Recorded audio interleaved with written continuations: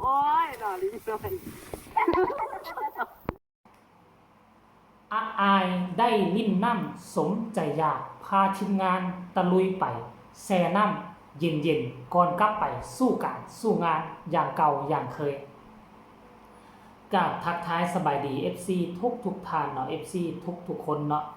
มาพบมาพ่อกับค่อยเจเบาลาวในคลิปนี้เป็นเรื่องราวข้อมูลข่าวสารเกี่ยวกับตัวน้องอายสกุลนาพร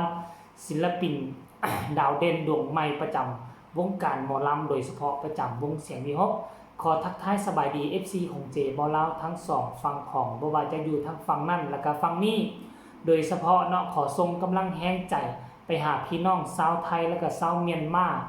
ที่เจออุทกภัยแผ่นดินไหวได้รับความเสียหายอย่างหนักหน่วงประเทศลาวยังโชคดีที่มันบ่หนักหน่วงตึกบ่ถล่มคือไทยและก็เมียนมาถ้ากรณีนี้ว่าลาวเจอแบบนั้นคงจะยากพอรัฐบาลของลาวความสามารถยังบ่หลายเงินค้ำกำแก้วก็บ่มีหน่วยกู้พอกกู้ภัยเครื่องไม้เครื่องมือบ่หลายคือพม่าและก็ไทยแต่ว่าไทยนี่โชคดีหน่อยนึงที่มีผู้นำบริหารประเทศเก่งบริหารประเทศเป็นมีเงินมีคำรัฐบาลรวยมีทีมงานกู้ภัยที่ได้มาตรฐานระดับโลกมีเครื่องไม้เครื่องมือเนาะที่ทันสมัยเกิดเหตุการณ์เขาก็เข้าไปช่วยอย่างว่องไวเนาะแตกต่างจากลาวแล้วกับพม่านี่คือว่าจีนได้ขนกำลังพลเข้าไปช่วยเหลือถ้าจะปล่อยให้พม่าจัดการเองคงจะยากเพราะความมาตรฐานของหน่วยกู้ภัยมันแตกต่างจากประเทศไทยหลายอยู่ในงานอาเซียนนี่ต้องยกให้ไทยสิงคโปร์มาเลเซียเรานี่เป็นต้นท่านผู้ชมเนาะเอาก็ขอให้ทุกคนอยู่รอดปลอดภัยผู้ติดที่ข้างอยู่ในตึกอยู่ต่างๆก็สามารถให้มีชีวิตรอดท่าอีกจักหน่อยนึงเดี๋ยวหน่วยกู้ภัยก็สามารถเอาพวกเจ้าออกมาได้เนาะเอากลับขึ้นมาสู่หัวข้อหลักของพวกเฮา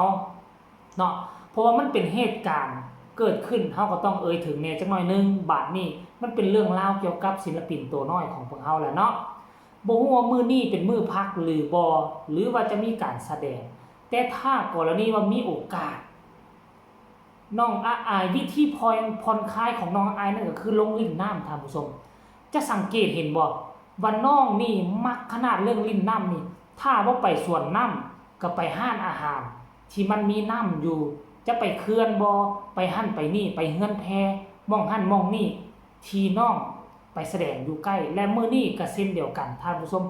น้องอายช่วงนี้รู้สึกว่าจะงุดหงิดแน่จักหน่อยนึงจะบ่พอใจให้ไผจักคนนึงนี่แหละหรือเขาไปเว้าหยอกกันว่าน้องอายอกหักมันแม่นแท้บ่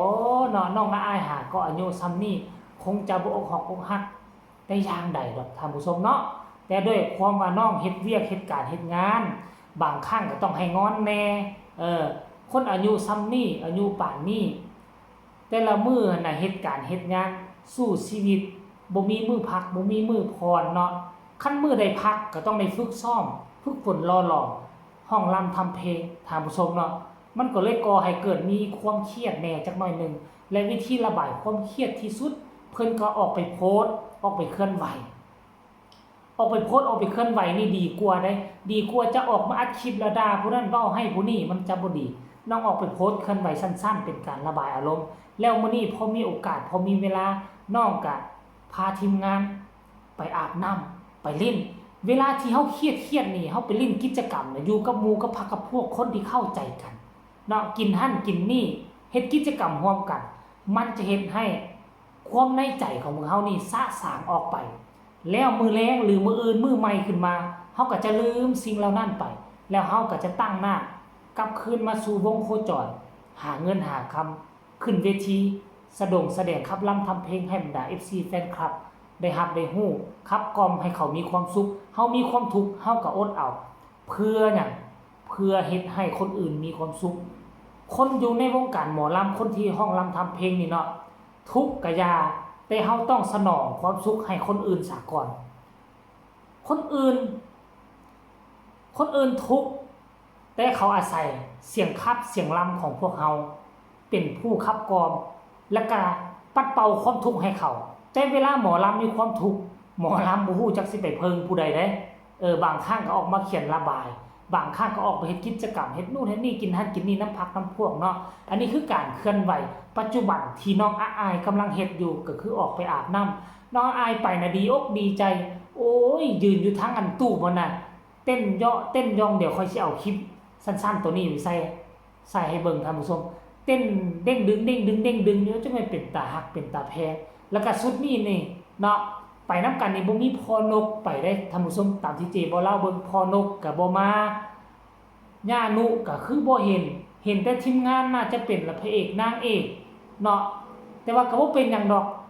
ทีมงานเรานี่สามารถดูแลแล้วก็เบิ่งแยงน้องอายได้ค่อยฟันธงเพราะเขาก็อายุแต่ละคนก็ไว้20กว่าแล้วก็20ปลายแล้วเห็นกับเจ้าก็เซฟตี้อย่างดีเด้ใส่เสื้อชูชีพใส่เสื้ออย่างต่างๆเนาะบ่ให้น้องอายขาดสายตาสุดนี้ก็เบิ่งแล้วค่อยก็เบิ่งไปแล้วค่อยก็มีความสุขเห็นน้องอายมีความสุขล่ะก็หวังว่าพ่อๆแม่ FC ทุกคนที่ว่าเห็นน้องอายมีความสุขเขาก็ต้องมีความสุขเพราะว่าช่วงนี้เห็นน้องอายเคลื่อนไหวโพสต์ค่อนข้างว่าดุโพสต์ติดต่อกัน2มื้อก็พ่อๆแม่ๆก็หลายคนก็เป็นห้องเป็นใหญ่เข้าไปให้กำลังใจน้องอายเนาะเข้าไปเขียนคอมเมนต์ให้กำลังใจไผแค่เฮาก็แค่คืนไผบ่แค่เฮาก็บ่จำเป็นต้องไปแค่เขาเนาะบางคนก็ว่าต่างๆนานาแต่ว่าเรื่องทั้งหมดทั้งมวลนี่มันเป็นเรื่องอีหยัง เกี่ยวข้องกับผู้ใดพวกเฮาก็บ่ฮู้มีแต่บางคนก็คิดไปอาจจะเป็นเพราะลุงใหญ่บ่ช่วงนี้ลุงใหญ่กับอายงอนกันนั่นนี่ก็คือสิบ่แม่นบ่เมื่อคืนนี้ลุงใหญ่ก็มาหาน้องอายนะมากอดมาหยังกันปกติแล้วมื้อเช้านี่ลุงใหญ่ก็ชวนน้องอายกลับบ้านเมื่อบ้านเฮาบ่กลับบ้านบ่แต่ว่าน้องอายได้นัดกับพรรคกับพวกแล้วว่าจะไปลงลิ้นนอกลิ้นน้ำนี่เนาะ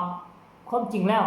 ถึงว่าเขาจะเครียดจะข่มให้กันถึงว่าเขาจะงอนให้กันมันก็บ่โดนดอกเพราะเขาคือครอบครัวเดียวกันเขาบ่สามารถเฮ็ดให้การงานมีปัญหาดอก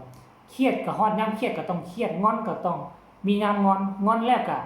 มาง้อกันใหม่ด้วยความว่าเป็นครอบครัวแล้วค่อยเชื่อว่าน้องอายคงจะบ่งอนให้ไผดนดอกเอาครอบครัวมาเป็นที่ตั้งครอบครัวมาเป็นหลักเนาะเด็กน้อยคนนี้มีหลายสิ่งหลายอย่างที่ให้พวกเฮาค้นพบค้นหาเมื่อคืนนี้กับคุณแม่ท่านนึงอยู่หน้าเวทีก็โอ้ยทั้งจูบทั้งกอดทั้งหอมน้องอายก็อยู่เทิงเวทีคุณแม่มากับหมู่2คนบ่อายุก็แก่เติบโอ้ยดีอกดีใจเอาแท้เอาว่าเป็นสั้นเป็นเส้นได้กอดได้จูบได้หอมน้องอายเนาะเอาคลิปนี้ก็น่าจะฝากฝังไว้จังนี้ฝากทุกคนกดไลค์กดแชร์กดติดตามเพื่อจะเอาพลาดในคลิปต่อไปที่สำคัญอย่ากดข้ามโฆษณาเด้อเนาะถ้ามีคำตำหนิที่ชมคำคิดคำเห็นแล้วใดก็ส่งมาใต้คอมเมนต์พบกันใหม่ในคลิปหน้าสำหรับคลิปนี้ขอกล่าวคำว่าสบายดี